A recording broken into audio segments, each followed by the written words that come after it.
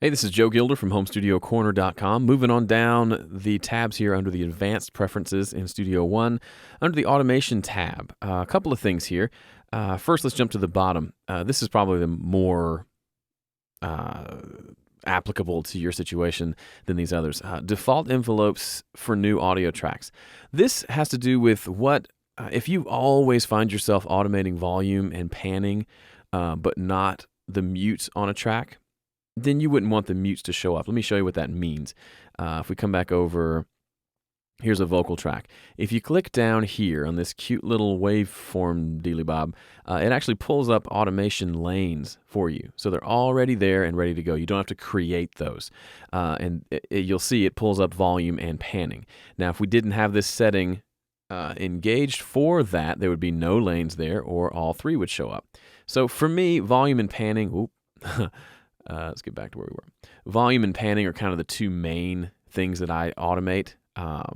Really probably panning more than anything else.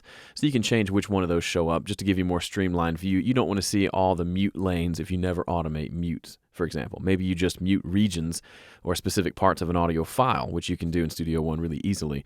And maybe you do that instead of using mute automation. In that case, you don't ever need to see it. It's just an easy way to keep things clean on the screen. Okay, a couple of other things here. Automation follows events. So this is cool if you create, let's say you have a hand clap thing, and you've actually put some automation in there to maybe make the clap happens, and then you automate the volume up after that so you hear the sound of the big room you recorded. Something, that's a bad example, but let's say you have some volume automation at the end of that hand clap, and you want to copy that hand clap over to another section of the song. If you have this enabled, then that volume automation on that hand clap is going to follow that event. So you can copy it, paste it over here, and it'll also paste the volume automation with it. So it sounds the same. Now, there are some instances where maybe you don't want this to happen. If you're copying an actual lead vocal part that you already have some vocal automation on, and you want to move that to replace a part of a lead vocal in the last chorus, maybe. In that case, you may not want to copy that volume automation, so you'd have this disabled. Typically, I'm doing all that stuff before I've written any automation, so I don't need this to be disabled. This one makes sense for me. Disable events under automation envelopes. That means when you're seeing the automation envelope on top of a track, you can't actually get to the track itself. So for example, when we engage automation by pressing A, and we're looking at, say, the volume on this vocal track, we actually can't get in here and click and do anything to the audio itself. We can just adjust the volume envelope here. And that's typically makes sense. So you're just doing one thing at a time. If I need to get to the audio, I can press A, and then I can come in here and do things to the audio just like always. So that's the third thing. There's one other. Let's look at it real quickly. Automatically add envelopes for all touched parameters.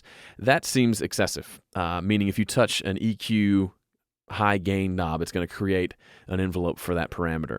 Maybe you want that, but I'd rather not add those automatically. That's a ton of parameters that'll just be sitting there under the hood. So instead, I like to, and I'll show this in a future video, if I touch a high EQ knob and I want that to show up on as a parameter that I can automate, then what I'll do is I'll touch the high EQ volume here. Okay, I've touched it, and then I can go up here and see, the high frequency gain knob has been touched, and I can click that A button, and it'll create an automation lane for that parameter. So I'd rather do that manually than have it automatically happen every time I touch a parameter. Maybe that's helpful for somebody, but I can't think of a situation where that would be a good thing. So there you go. That's the next section for automation, and we're almost done with preferences videos. I know these are super exciting. Then we'll move on to some more exciting stuff. Okay, thanks for watching.